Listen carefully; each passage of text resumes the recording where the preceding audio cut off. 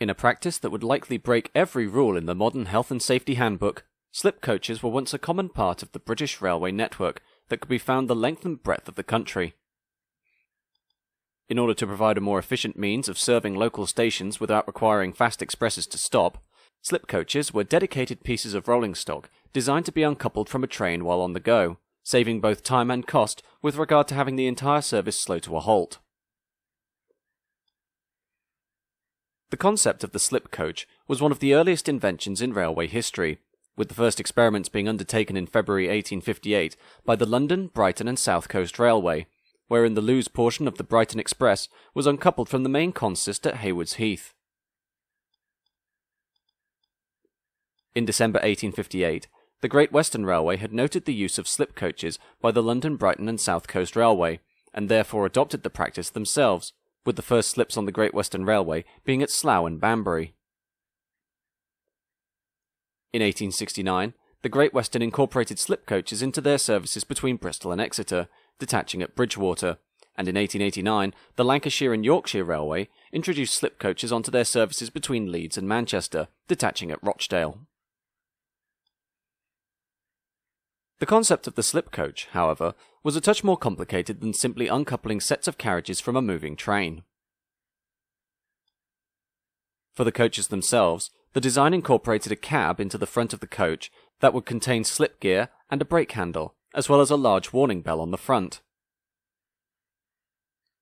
Slip couplings consisted of two types, with one comprising a hinged drawhook, while the other was a jointed shackle.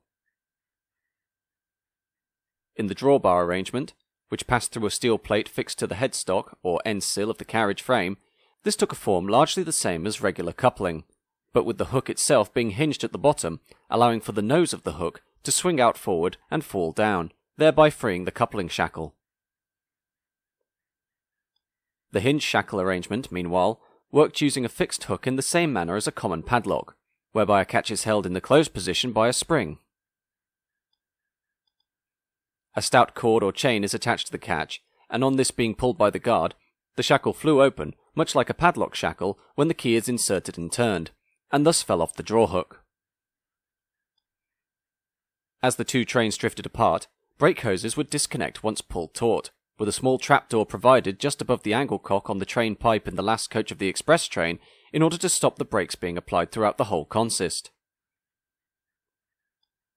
The cock at the rear end of the express would be closed automatically just before the slip, with similar trapdoor devices being fitted to steam heating pipes on coaches that included this system.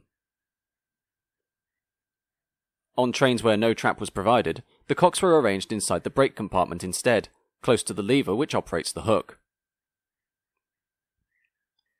Once free, slip coaches would drift under their own momentum towards the station, whereupon the guard would pull the brake handle and draw the carriages to a stop where appropriate on the platform. In order for the carriages not to block the main line, a shunting engine would be stabled at the station in order to pick up the carriages after unloading and draw them into a siding, where they would be later reattached to a return working. As there was no way to attach these coaches to a moving train, coupling was done in the conventional stationary manner. Slip coach operation, though, wasn't as simple or streamlined as one might imagine. The slip apparatus had to be designed for a split-second release, allowing for a smooth detachment. Incorrect release of the slip, either a second too early or too late, would result in the carriage violently juddering and jolting if done too late, or not drifting into the station if done too soon. As the slip apparatus was made out of wrought iron or steel, these mechanisms had to be greased frequently, sometimes several times a day, in order to ensure the device wouldn't stick or work stiffly. When attaching slip coaches to the express train, the coupling was never screwed up to full tightness, as if this was done, the guard would be unable to release the hook or shackle. Responsibility as to the operation of the mechanism was the guard's, who would test the slip apparatus prior to every departure from its origin. Slip coach services also garnered their fair share of criticism. Early on, passengers became wary of the fact that the train may split while they were stood in the gangway between coaches, but this eventuality was avoided by completely segregating the slip coaches from the main express. This, however, meant that passengers in the slip portion of the train would not be allowed to access the amenities of the main service, including the buffet and restaurant car. Furthermore, trains with slip portions required additional guards in order to release the coaches and bring them safely to a stop.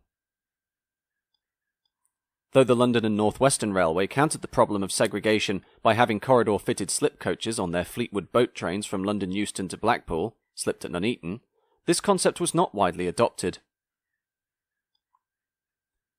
Slip coaches, despite all their issues, were an incredibly popular part of the railway scene in the years prior to World War I, with almost 100 services per day, including the slipping of cars in 1914. Following the First World War, though, their operations began to face rapid decline. On the original Southern Railway, which had inherited the routes of the London, Brighton and South Coast Railway under the 1923 Grouping Act, slip coach services ceased in 1932, as electric multiple units began to take over.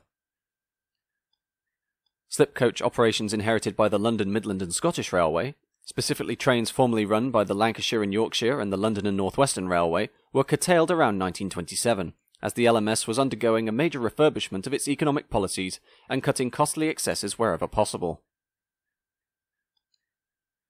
The London and North Eastern Railway operated slip coaches out of London Liverpool Street on expresses bound for Clacton, slipping them at Marks Tay in order to connect with Bury St Edmunds. These services ceased, though, in 1936.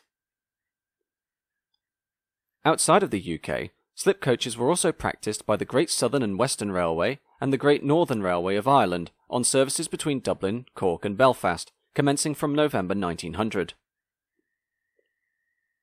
At its peak, 7 trains departing Dublin's Kingsbridge station per day included slip coaches, serving the stations of Salins for Tallow, Kildare for Kilkenny and Waterford, Portarlington for Athlone, Ballybroughy for Limerick, and Thurles for Clonmel.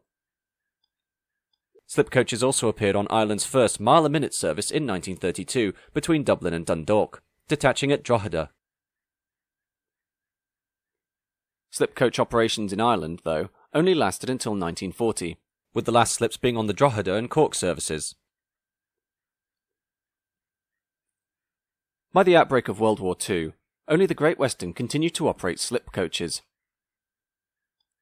Despite all slip coach operations having been halted during the conflict, in 1945 the company attempted a small-scale revival of the type on the main line between London and Birmingham via Banbury, but this never went beyond a few services per day. As the acceleration of trains began to improve, especially following the introduction of diesel hydraulics, the slip coach became an increasing novelty of the former Great Western network, which had now become the western region of British Railways. Sadly, this obscure operation had no future, especially as BR underwent significant rationalisation and downsizing. Thus the last slip coach operation took place on September 10, 1960, wherein a carriage was slipped from a London Paddington to Wolverhampton Express at Bicester North, bringing an end to 102 years of operation. Today, only one slip coach has been preserved, that being an 1896 Great Western Railway clerestory-roofed slip coach, which now leads a charmed life as a 2-bedroom camping coach, sat adjacent to the Cornish Main Line at St Germans in the picturesque Cornish countryside.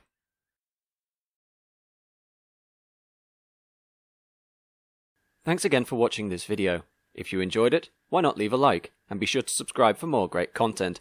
Thank you very much, take care, and I'll see you next time.